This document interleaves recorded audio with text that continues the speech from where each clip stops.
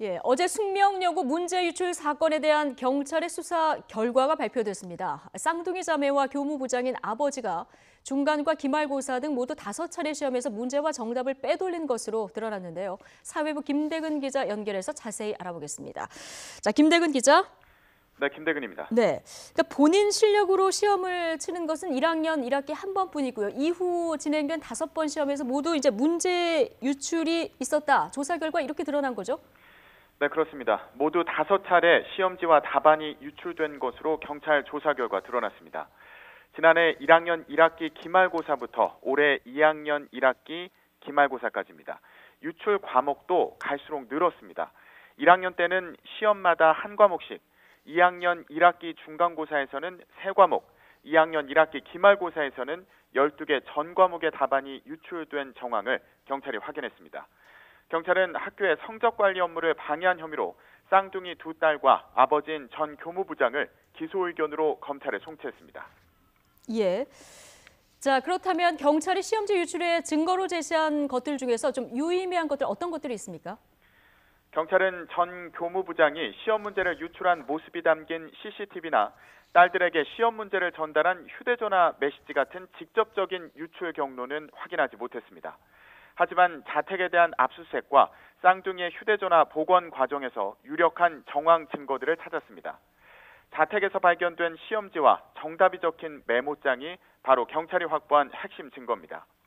특히 쌍둥이 동생이 만든 암기장에는 전교 1등을 했던 2학년 1학기 기말고사 당시 전 과목의 정답이 적혀 있었습니다.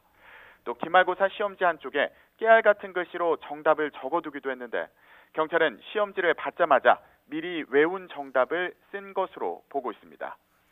이와 함께 쌍둥이 동생의 휴대전화에 영어 서술형 답안이 저장돼 있었는데 분석 결과 시험 전에 작성된 것으로 확인됐습니다.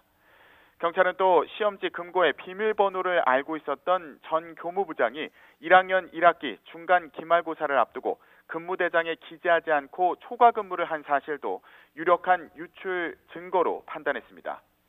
또 지난 7월 문제 유출 논란이 시작되고 8월 말 경찰의 수사가 의뢰됐는데 전 교무부장이 지난 8월 자택 컴퓨터를 교체하며 증거를 인멸하려 한 정황을 확인했다고 경찰은 밝혔습니다. 네, 열심히 공부한 다른 학생들한테는 정말 너무나도 허탈한 이런 수사 결과인데요. 지금 숙명여고가 경찰 조사 이후에 대책을 좀 발표했죠? 네, 그렇습니다. 숙명여고는 쌍둥이 자매 퇴학과 성적을 0점 처리하기 위한 절차에 들어갔습니다. 숙명여고는 이번 사건에 대해서 수사기관과 법원의 판단을 존중한다며 학업성적관리위원회와 선도위원회의 의결을 거쳐 쌍둥이 자매의 성적 재산정과 퇴학을 결정하는 절차를 밟고 있다고 밝혔습니다.